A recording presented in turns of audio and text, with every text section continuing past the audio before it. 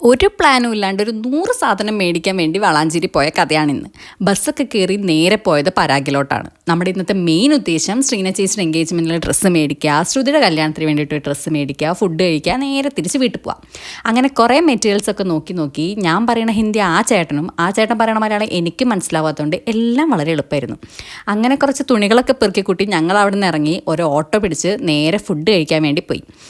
അപ്പോഴാടാ ഞങ്ങളൊക്കെ ആരും ഓർത്തത് ഇന്ന് വെള്ളിയാഴ്ചയാണെന്ന്.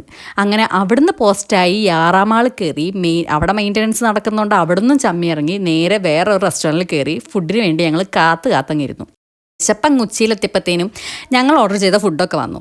മന്തി വിട്ടൊരു കളിയില്ലാത്തതുകൊണ്ട് മന്തിയും പിന്നെ അൽഫാമും പിന്നെ സ്പെഷ്യലായിട്ട് ഇഫാ ചിക്കനും മേടിച്ച് കഴിച്ചപ്പോഴാണ് ചെറുതായിട്ടൊരു ശ്വാസം നേരെ വീണത്.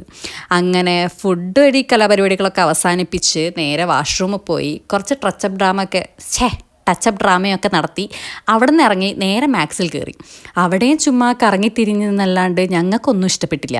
എന്നിട്ട് അവിടുന്ന് ഇറങ്ങി നേരെ മൈജി കയറി വാഷിംഗ് മെഷീൻ നോക്കാൻ വേണ്ടിയിട്ട് ഒന്ന് ഫൈനലൈസ് ചെയ്തിട്ട് ഒരു വാഷിംഗ് മെഷീൻ അവിടുന്ന് ഫൈനലൈസ് ചെയ്തിട്ട് ഞങ്ങൾ അവിടുന്ന് ഇറങ്ങി. എന്നിട്ട് ഡ്രസ്സിന് വെക്കാനുള്ള ലേസൊക്കെ നോക്കി മേടിച്ച് ഇയറിങ്സും ഒക്കെ നോക്കി പിന്നെ പിള്ളേർക്ക് ജേണൽ ചെയ്യാനുള്ള കുറച്ച് സ്റ്റിക്കേഴ്സൊക്കെ മേടിച്ച് നേരെ ബസ് കയറാൻ വേണ്ടിയിട്ട് ബസ് സ്റ്റാൻഡിൽ വന്ന് അങ്ങനെ ഫൈനലി വീട്ടിലെത്തി ഞങ്ങൾ ആ പരിപാടി അങ്ങോട്ട് അവസാനിപ്പിച്ചു.